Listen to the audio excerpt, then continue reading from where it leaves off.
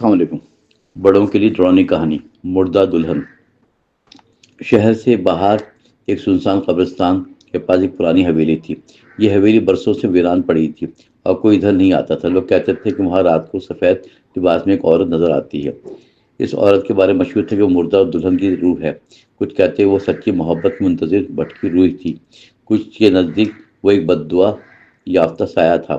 اس شہر میں ایک احمد نامی ایک نوجوان تھا۔ احمد کو بھوت پریت کی کہانیاں میں بہت دلچسپی تھی۔ وہ اکثر دوستوں سے کہتا یہ سب محض وہم ہے۔ ایک دوست کے دوستوں نے اسے چیلنج کیا کہ وہ رات کو اس پرانی حویلی کے پاس جا کر 1 گھنٹہ گزارے۔ احمد نے ہنستے ہوئے شرط قبول کر لی۔ شام ڈھلتے ہی وہ اکیلا قبرستان کی طرف روانہ ہوا۔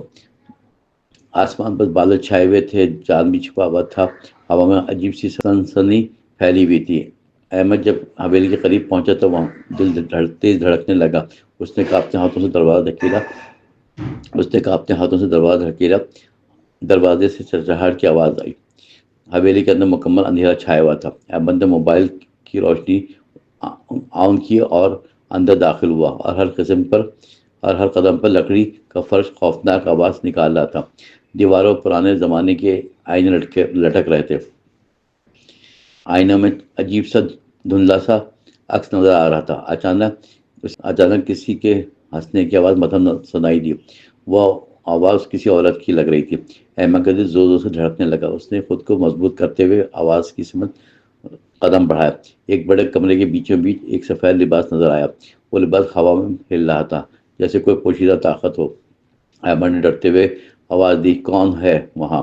کمرے میں اچانک ٹھنڈی ہوا کا جھونکا آیا، پھر دھیمی سی سرگوشی سنائی دی، مجھے دیکھنا چاہتے ہو؟ احمد کے جسم سنسناہٹ دوڑ گئی۔ اس نے ہمت کر کے آگے بڑھ کر روشنی ڈالی۔ سامنے ایک عورت کھڑی تھی۔ اس کے چہرے پر سفید نقاب تھا اور اس کے بال بکھرے ہوئے تھے، اور آہستہ آہستہ احمد کی طرف بڑھنے لگی۔ اس کے قدم زمین پر کچھ چھو نہیں رہے تھے۔ احمد کے منہ سے چیخ نکلتے رہ گئے۔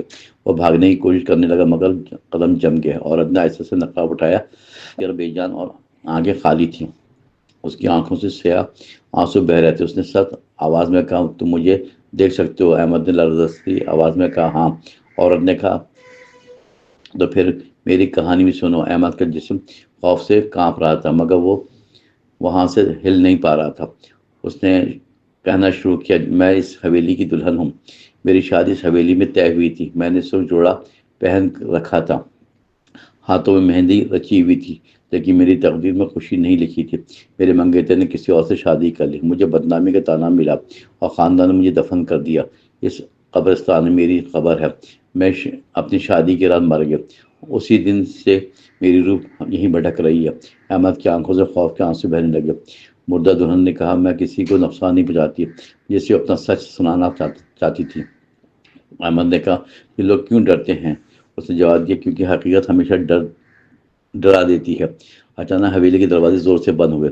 ہر طرف سخت ہوا چلنے لگی، دیواروں پر لگے آئینے ٹوٹنے لگے۔ مردہ دلہن کی آواز بلند ہونے لگی، آج میرا صبر ختم ہو رہا ہے۔ احمد گھبرا کر چیخنے لگا، مجھے جانے دو۔ مردہ دلہن لمحے بھر کو خاموش ہوئی، پھر اس نے کہا، تم واحد انسان جس نے میری بات سنی ہے۔ اگر تم میرا پیغام لوگوں تک پہنچاؤ تو میں تمہیں جاننے دوں گی۔ احمد نے فوراً حامی بھر لی۔ مردہ دلہن آہستہ آہستہ پیچھے ہٹنے لگی۔ اس کا جسم دھند میں بدلنے لگا۔ کمرے کی فضا دوبارہ خاموش ہو گئی۔ دروازے خود بخود کھل گئے اور ہوا کا شور تھم گیا۔ احمد بھاگتا ہوا حویلی سے باہر نکلا۔ قبرستان کی فضا میں اب پہلے سے جیسی خوفناک نہیں تھی۔ چاند بادلوں سے نکل آیا تھا اور ٹھنڈی روشنی ہر طرف پھیل گئی تھی۔ احمد کا دل ابھی بھی تیز دھڑک رہا تھا مگر اس میں ہمدردی بھی شامل ہو چکی تھی۔ اگلے دن اس نے پورے شہر کو سچ بتایا۔ لوگ حیران بھی ہوئے اور شرمندہ بھی۔ کئی بزرگوں کو پرانی باتیں یاد آ گئی۔ انہوں نے بتایا کہ واقعی ایک لڑکی کو زندہ دفن کر دیا گیا تھا۔ گاؤں کے سب لوگوں نے قبرستان میں اکٹھے انہوں نے اجتماعی دعا کا اہتمام کیا اور اس مظلوم دلہن کے لیے معافی مانگی۔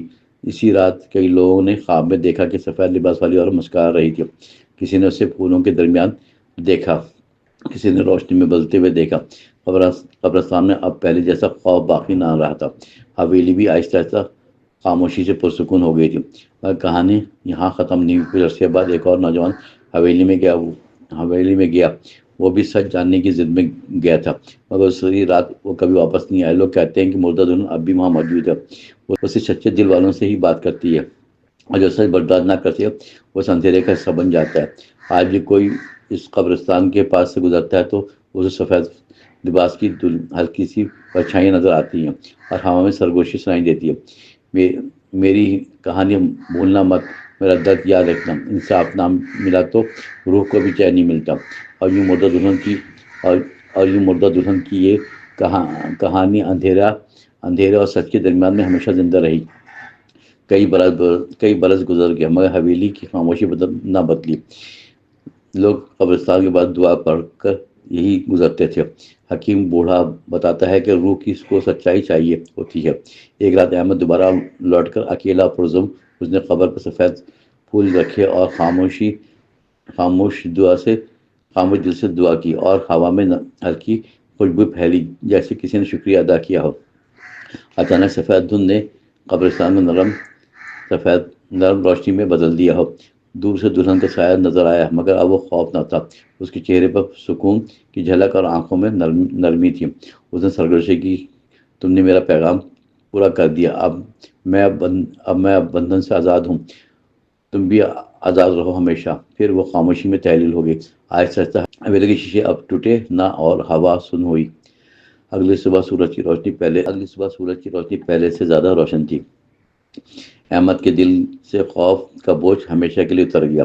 گاؤں والوں نے قبر کے قرب پھول لگا کے باڑ لگا دی۔ لوگ اب فاتحہ پڑھتے،